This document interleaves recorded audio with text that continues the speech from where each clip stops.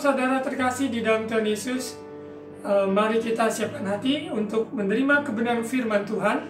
Sebab hanya firman Tuhan yang dapat memuaskan, menguatkan, dan memimpin kita dalam hidup ini, hidup perkemenangan. Bersama Yesus kita dapat melakukan perkara besar. Mari kita berdoa. Bapa, di dalam nama Tuhan Yesus, kami bersyukur, kami menghitung hari-hari kami, supaya hati kami memperoleh hati yang bijaksana dalam perjalanan kami menghadapi hari ini, hari esok. Bersama-Mu Tuhan, kami dapat melewatinya. Roh Kudus, urapi hamba-Mu, urapi umat jemaat-Mu, sehingga ketika kami mendengar firman Tuhan, iman kami timbul, iman kami bangkit, dan jadikan kami semua pelaku firman-Mu. Di dalam nama Tuhan Yesus, amin. Saudara terkasih dalam Tuhan Yesus, di bulan Oktober, dengan seri khotbah burung-burung di sekeliling kita yang kita bisa pandang, burung-burung di langit, sungguh pemeliharaan Tuhan sempurna dalam hidup orang percaya. Kalau burung-burung saja Tuhan pelihara, apalagi kita adalah biji mata Tuhan, kepunyaannya, miliknya. Dan di minggu yang kedua kita juga belajar bagaimana burung Raja Wali, di mana Tuhan pakai memberikan gambaran kepada kita. Kita dibawa kepak sayapnya, Dia bawa kita terbang tinggi bersama Yesus. Bersama Yesus kita dapat menghadapi badai, kehidupan, maupun semua kondisi situasi yang sesulit apapun. Sebab Dia beserta kita. Kita dibawa kepak sayapnya, kita terbang tinggi. Laksana Raja Wali menggoyang bangkitkan isi sarang. Begitu pula Tuhan menuntun kehidupan umat Tuhan. Kita dilatih, disiapkan untuk terbang tinggi bersamanya. Untuk itu jangan takut ketika tantangan kehidupan menerpa kita. Mari kita siap untuk terbang tinggi bagaikan Raja Wali. Pada hari ini untuk suara pembalan, minggu yang ketiga kita akan belajar dengan judul suara pembalan burung-burung gagak. Kita akan lihat bagaimana burung-burung gagak ini Tuhan pakai dengan luar biasa untuk memberi makan kepada Elia. Kita akan lihat di teks utama firman Tuhan, 1 Raja-Raja pasal 17, 1 Raja-Raja pasal 17, ayat 1 sampai 6. Elia di tepi sungai Kerit.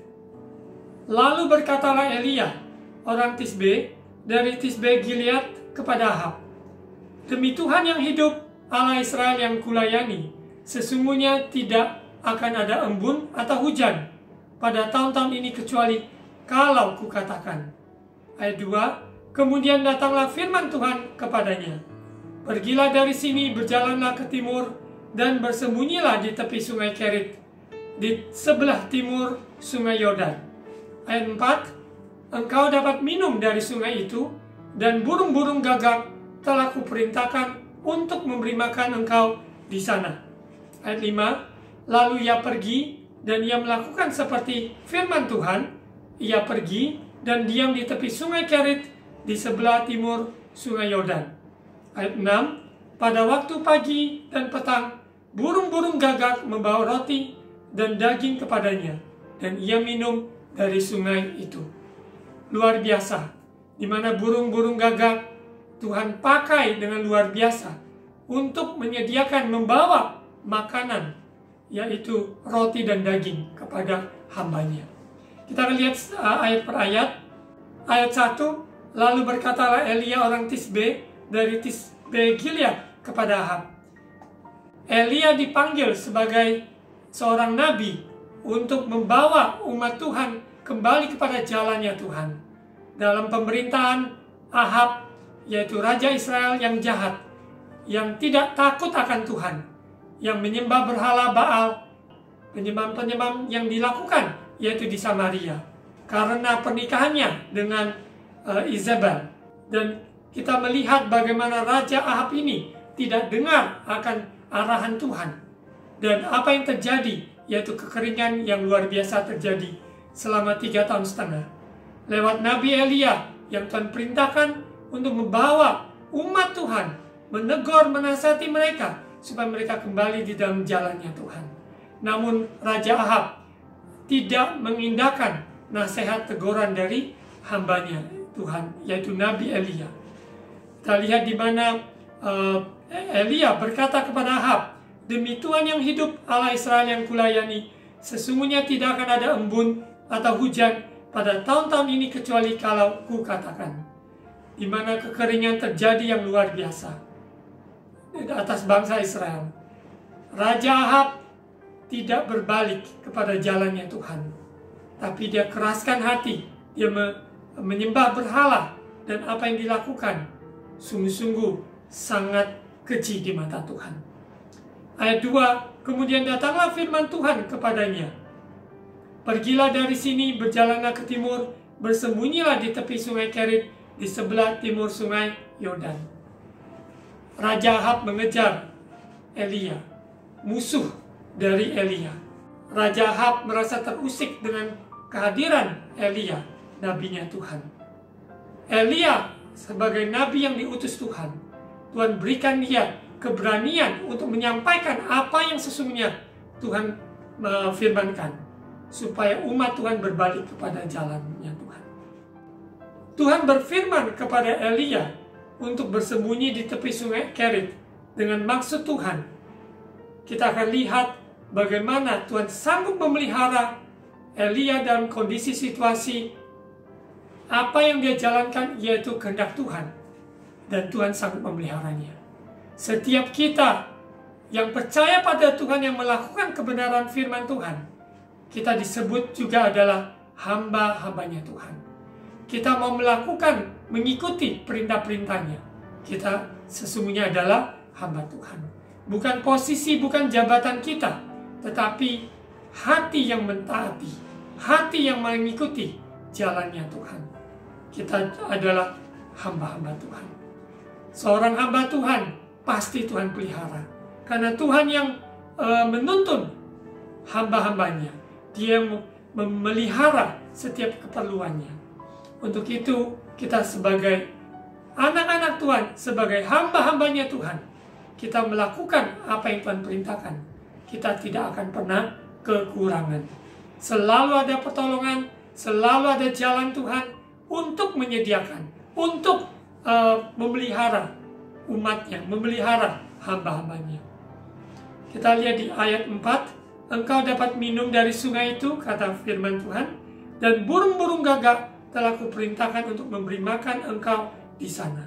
Kita perhatikan bahwa burung-burung gagak adalah burung pemakan daging, karnivor.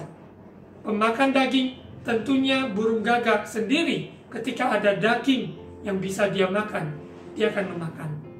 Dan namun di dalam konteks ini, burung gagak pemakan daging pun Tuhan sanggup memakainya, memerintahkannya untuk membawa makanan, yaitu daging, untuk Elia. Dan di sini kita lihat bahwa kuasa Tuhan yang memerintahkan, kuasa Tuhan tak terbatas.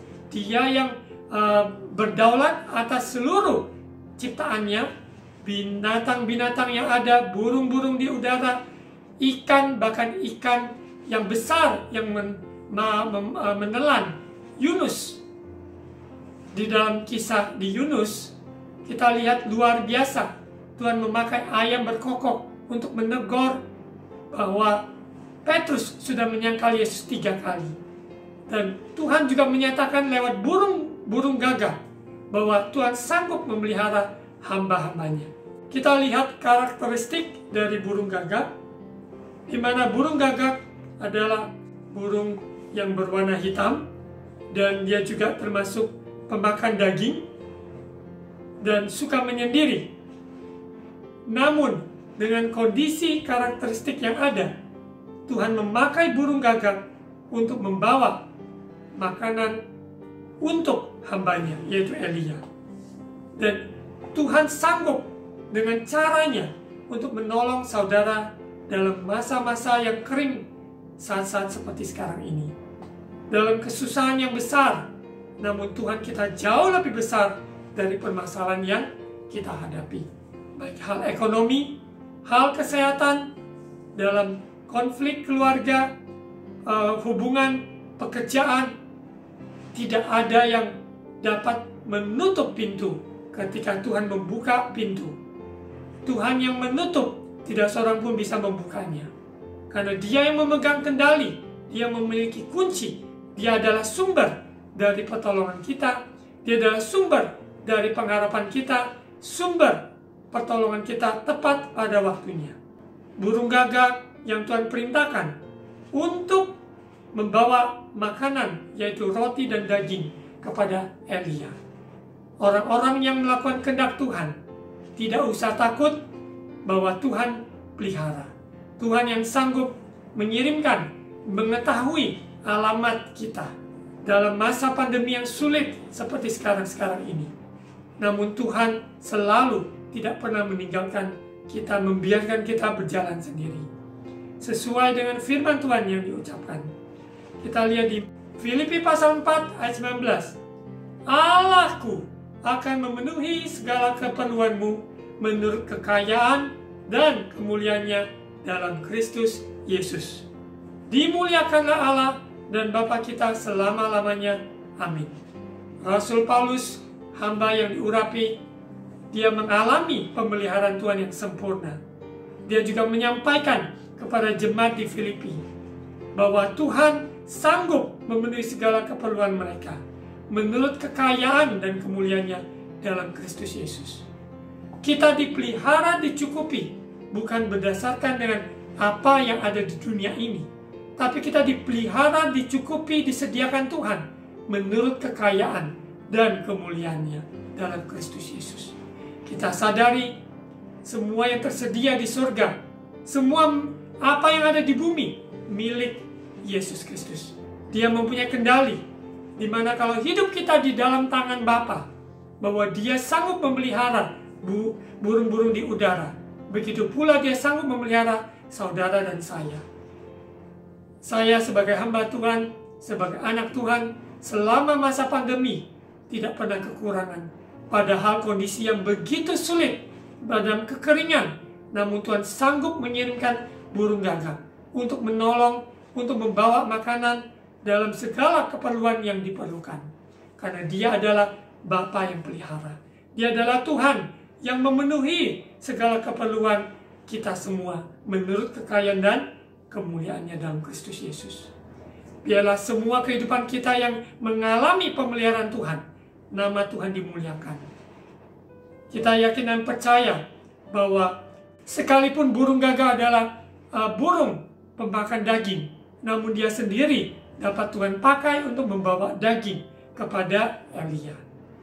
Ini artinya bahwa sekalipun musuh yang mau mencoba menjatuhkan kita atau memencela kita, namun Tuhan juga sanggup merubah situasi minus menjadi plus. Bahkan Tuhan bisa memakai burung-burung gagak, memakai mereka yang berniat tidak baik. Namun Tuhan juga sanggup mengubah niat-niat tersebut untuk menolong kita. Untuk itu bagian kita mempercayai Tuhan, untuk sanggup memelihara hidup kita, suka maupun duka. Cara Tuhan memelihara umatnya beraneka ragam. Dalam konteks ini burung gagak. Berbagai-bagai cara Tuhan menolong umatnya, memeliharanya. Bagian kita bukan mereka-reka dengan cara apa, tapi bagian kita adalah mempercayai Tuhan yang mempunyai segala cara untuk menolong kita. Kita lihat di Amsal 16 ayat 7. Amsal 16 ayat 7. Jikalau Tuhan berkenan kepada jalan seseorang, maka musuh orang itu pun didamaikannya dengan Dia. Ini artinya sekalipun musuh, namun kalau Tuhan yang bekerja, yang berkenan kepada kita sebagai hamba-hambanya, berkenan karena melakukan kehendak-Nya, maka Tuhan juga dapat memakai musuh yang didamaikan dengan kita. Untuk itu kita lepaskan pengampunan, kita lepaskan semua beban, kekecewaan maupun kepahitan masa lalu, sehingga kita bisa menerima janji-janji Allah. Pemeliharaan Tuhan selalu ada dalam hidup orang percaya. Sesulit-sulit apapun, selalu ada pertolongan Tuhan. Tepat pada waktunya. Kita lihat di Ulangan pasal 29 ayat 5. Contoh yaitu bangsa Israel yang keluar dari Mesir, yang Tuhan bawa melewati Laut Teberau. Mereka ada di padang gurun selama 40 tahun. namun di dalam masa-masa yang sulit, yang kering seperti padang gurun, namun Tuhan sanggup memelihara mereka. Ulangan 29 ayat 5. 40 tahun lamanya aku memimpin kamu berjalan melalui padang gurun. Ya, ada tiang awan, ada tiang api. Nah, di sini dikatakan di ayat 5, pakaianmu tidak menjadi rusak di tubuhmu, dan kasutmu tidak menjadi rusak di kakimu. Bayangkan, selama 40 tahun, baju ataupun pakaian dan sepatu mereka tidak ada yang rusak. Bagi kita secara umum, mungkin hanya berapa tahun, maka sepatu ataupun baju pakaian yang sering dipakai dan dipakai setiap hari tentunya akan menjadi rusak ataupun menjadi lapuk dan sebagainya. Namun pemeliharaan Tuhan tidak kenal namanya lapuk. Pemeliharaan Tuhan selalu ada bagi umat Tuhan, sekalipun mereka ada di padang gurun. Saat kita tidak lihat jalan, namun Tuhan sanggup membuat jalan, sekalipun itu ada di padang gurun. Kita tidak melihat situasi, kita melihat kondisi, tidak. Namun kita melihat kepada mata kita tertuju kepada Dia, Tuhan, Yesus Kristus yang memegang kehidupan kita. Kita lihat Mazmur 37 ayat 25. Dahulu aku muda, sekarang telah menjadi tua, tetapi tidak pernah kulihat orang benar ditinggalkan atau anak cucunya meminta-minta roti. Sungguh ini benar, firman Tuhan ya dan amin.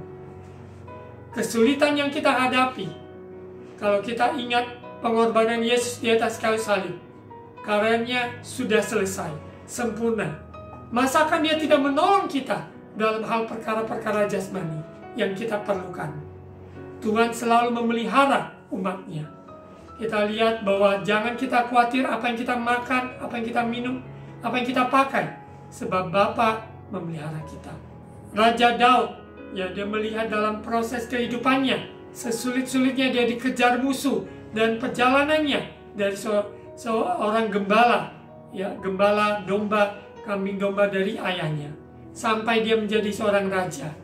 Namun semua perjalanan dia, dari muda sampai dia tua, maka dia tidak pernah melihat orang benar ditinggalkan. Sungguh, saudara dan saya, kita adalah saksinya, bahwa Tuhan tidak pernah meninggalkan kita. Orang benar dibenarkan oleh karya Kristus. Orang benar karena iman kepada Tuhan yang benar, Allah Israel, Yesus Kristus. Sungguh-sungguh anak cucu kita Tuhan yang pelihara. Sungguh-sungguh kita tidak takut. Orang kaya mungkin mau mencoba untuk menyediakan semua harta untuk 3 turunan, 4 turunan. Namun ketika sesuatu terjadi, maka semua itu bisa lenyap. Namun kita sebagai orang benar, Tuhanlah yang memelihara kita. Bukan dari semua harta kekayaan di dunia ini, namun Tuhan yang memelihara kita. Kita lihat di Ibrani pasal 13 ayat ke-5. Janganlah kamu menjadi hamba uang, dan cukupkanlah dirimu dengan apa yang ada padamu. Kita belajar bersyukur. Apa yang kita miliki, 5 roti, 2 ekor ikan. Tuhan sanggup untuk melipat gandakan. Di tangan Tuhan, semuanya bisa jadi. Kita sebagai seorang anak kecil yang membawa 5 roti, 2 ekor ikan itu kepada Yesus. Yesus membawa roti itu mengucap syukur di hadapan Tuhan.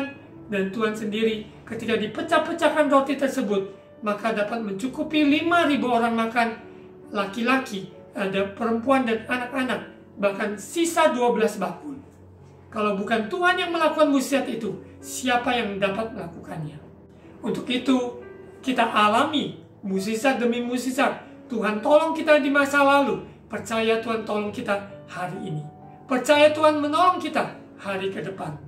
Kita yakin dan percaya, kita bukan hamba uang. Kita tidak mengejar uang. Semakin kita kejar uang, uang akan lari. Tapi kita jadilah hamba Tuhan. Jadilah hamba yang taat, setia, memegang perintah-perintah Tuhan. Sekali lagi, hamba Tuhan bukan berarti posisi jabatan kegerejaan, bukan.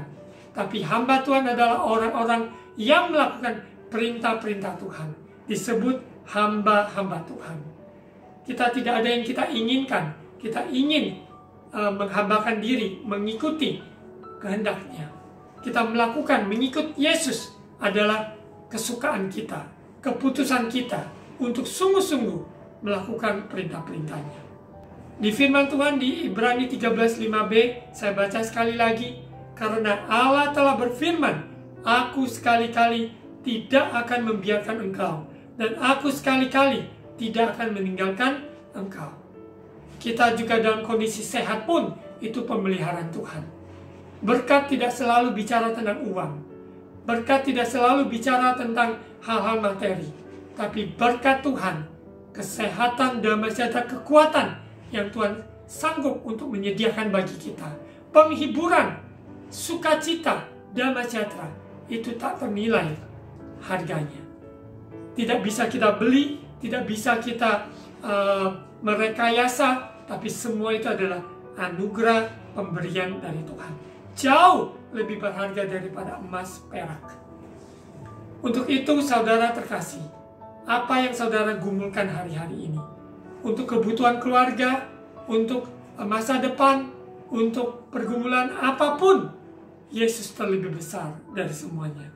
Bagian kita adalah berdoa, bagian kita adalah mempercayai Tuhan, janji-janjinya ya dan amin. Apa yang dia firmankan pasti jadi, akan digenapi. Kita lihat di mana Elia, seorang hamba yang setia, hamba yang takut akan Tuhan, dipakai untuk mengkonfrontasi, yaitu Raja Ahab pada zamannya. Begitu pula kita lihat bagaimana ciri-ciri, yaitu Nabi Elia yang dikutip di dalam Perjanjian Baru. Bagaimana kehidupan dia menjadi berkat buat kita juga sebagai orang benar. Kita lihat di Yakobus pasal 5. Yakobus pasal 5 ayat 15 sampai 20. Dan doa yang lahir dari iman akan menyelamatkan orang sakit itu, dan Tuhan akan membangunkan dia. Dan jika ia telah berbuat dosa, maka dosanya itu akan diampuni. Ayat 16. Karena itu hendaklah kamu saling mengaku dosamu dan saling mendoakan supaya kamu sembuh. Doa orang yang benar bila dengan yakin didoakan sangat besar kuasanya. Doa yaitu berhubungan dengan Tuhan yang hidup. Tidak ada yang mustahil baginya. Tidak ada perkara terlalu kecil, tidak ada perkara terlalu besar. Tidak ada mustahil bagi dia. Tidak ada mustahil bagi orang yang percaya padanya. Doa orang benar dengan yakin didoakan sangat besar kuasanya. Karena doa melaraskan hidup kita kepada kebenaran firman. Pemeliharaan Tuhan selalu sempurna. Kalau Elia Tuhan pelihara, Tuhan kirimkan burung gagak membawa makan, yaitu roti dan daging. Maka Tuhan juga sanggup menolong kita. Sebab kita adalah miliknya. Sebab kita adalah anak-anaknya.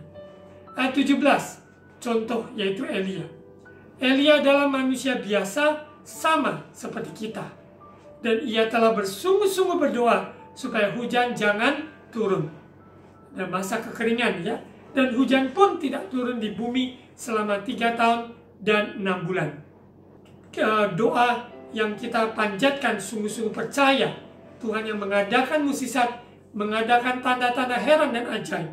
Ayat 18, lalu ia berdoa pula dan langit menurunkan hujan dan bumi pun mengeluarkan buahnya. Saudara-saudaraku, jika ada di antara kamu yang menyimpang dari kebenaran dan ada seorang yang membuat dia berbalik, ketahuilah bahwa barang siapa membuat orang berdosa berbalik dari jalannya yang sesat, ia akan menyelamatkan jiwa orang itu dari maut dan menutupi banyak dosa. Perjalanan Elia dapat menjadi contoh bagi kita bahwa dia adalah seorang hamba, seorang nabi yang sungguh-sungguh berdoa dan percaya. Dan bagi kita juga di zaman ini, dengan doa orang benar, kita percaya darah Yesus telah menyucikan kita, dosa kita diampuni, kita saling mendoakan, kita mengakui dosa kita. Maka Tuhan yang memulihkan kita, merubah kondisi minus menjadi plus. Tuhan sanggup, tidak ada yang bisa membatasinya. Sebab dia mempunyai segala macam cara untuk menolong kita. Kita lanjut.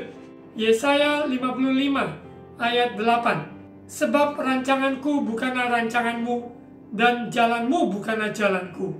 Demikianlah firman Tuhan.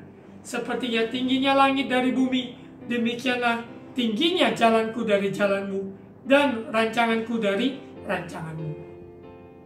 Dalam perjalanan kita bergumul untuk sesuatu yang kita rindukan, ada kelepasan, ada kemenangan. Jangan putus asa. Pegang firman Tuhan, pegang rancangan Tuhan. Karena rancangan Tuhan, dikatakan pikiran-pikiran Tuhan jauh melampaui pikiran kita, jalan kita. Yang kita lihat sebatas mata memandang, sebatas kita dapat merasakan. Semuanya sangat terbatas. Yang kita rasakan, yang kita lihat, yang kita dengar. Namun Tuhan tidak terbatas, memberikan jauh melampaui apa yang kita doakan dan pikirkan. Dia adalah Alfa, dia juga adalah Omega. Rancangannya bukan rancangan kita, dan jalannya bukan jalan kita. Kita ingat betapa besar perbedaannya yang luar biasa. Hendaklah jangan kita ikuti kemauan kita. Jangan lagi kita terbohong dengan perasaan kita yang menawan kita. Tapi hendaklah kita tundukkan diri, perasaan pikiran kita dalam Kristus. Izinkan firman Tuhan menguasai hati dan pikiran kita. Bahwa Tuhan sanggup, bahwa Tuhan itu sumber dari pertolongan kita. Yesus Kristus dahulu, sekarang, sampai selamanya tetap sama. Allah yang sama, kuasa Roh Kudus yang membangkitkan, yang bekerja 2000 tahun yang lalu, mana Yesus pada hari ketiga bangkit. Roh yang sama, yaitu membangkitkan kita di keterburukan kita hari-hari ini. Untuk itu, mari kita sebagai anak Tuhan saling mendoakan, saling memberi semangat bahwa Elia dapat Tuhan pelihara lewat burung-burung gagak. Bagaimana dengan kita? Apakah kita sungguh percaya bahwa Tuhan sanggup memelihara kita? Saudara terkasih dalam Tuhan Yesus, saudara bisa membaca di perikop berikutnya bagaimana Elia Tuhan pelihara lewat janda yang dalam masa kekeringan, yang kesulitan itu, namun Tuhan sanggup memelihara. Untuk itu, saudara terkasih, mari kita renungkan ini firman Tuhan lebih lagi dalam kehidupan kita sehari-hari, hari-hari ini. Bahwa Allah sanggup memenuhi segala keperluan kita menurut kekayaan dan kemuliaannya dalam Kristus Yesus. Kita nyanyi, kita menyembah Tuhan dengan iman sungguh-sungguh bahwa Allah sanggup memelihara kita semua, memenuhi semua kebutuhan kita menurut kekayaan dan kemuliaannya dalam Yesus Kristus Tuhan.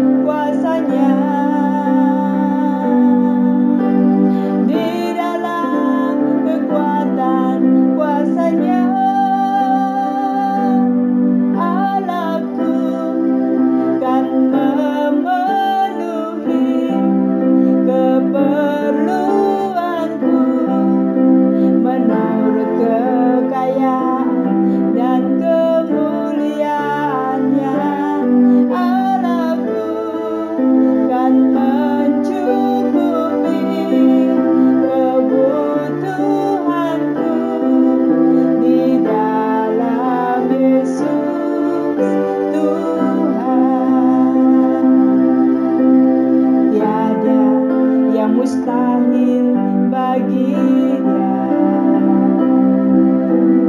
Ajaib segala perbuatannya, segala perkara ku tanggung dalam Dia, di dalam kekuatan kuasa-Nya, di dalam kekuatan kuasa-Nya. Allahku kan memenuhi keperluanku menurut kekayaan dan kemuliaan-Nya. Allahku kan mencukupi kebutuhanku di dalam Yesus Tuhan, di dalam Yesus Tuhan, di dalam Yesus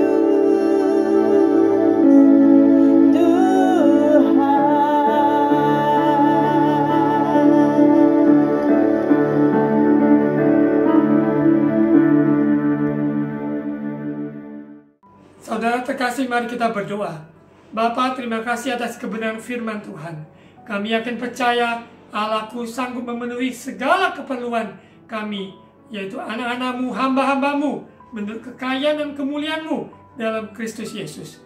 Burung-burung gagak yang Tuhan pakai untuk membawa makanan, yaitu roti dan daging, kepada Elia. Begitu pula Tuhan sanggup untuk membuka jalan bagi kami, menolong kami dengan cara-cara yang kami tidak terpikirkan. Untuk itu bagian kami mempercayai Engkau, sungguh-sungguh bersyukur pemeliharaan-Mu bahwa Tuhan penolong kami. Terima kasih ya Roh Kudus, urapi kami semua Bapa, sehingga anak-anak-Mu alami terobosan dalam ekonomi, dalam kesehatan, maupun juga di dalam hubungan, di dalam pelayanan, pekerjaan, studi. Tuhan berikan terobosan di dalam nama Yesus, bahwa Allah sanggup memelihara kami semua. Terima kasih Bapa, termeteraikan firman-Mu, berkati bangsa negara kami, yang kami bersyukur dapat melewati masa COVID. Biarlah kami tetap jaga protokol kesehatan, hidup di dalam rencana-Mu, hidup dalam takut akan Tuhan, hidup dalam pemeliharaan-Mu yang sempurna. Terima kasih Bapa, terima kasih Tuhan Yesus, terima kasih Allah Roh Kudus. Mari saudara terkasih, angkat kedua tangan untuk terima ucapan berkat imam. Tuhan memberkati engkau dan melindungi engkau. Tuhan menyinari engkau dengan wajah-Nya dan memberi engkau kasih karunia. Tuhan menghadapkan wajah-Nya kepadamu dan memberi engkau damai sejahtera. Terimalah berkat kasih karunia dari Allah Bapa, cinta kasih dari Tuhan Yesus, persekutuan Allah Roh Kudus menyertai kita sekarang, hari ini, sampai Maranatha Yesus datang kembali yang kedua kali. Dalam nama Tuhan Yesus. Amin.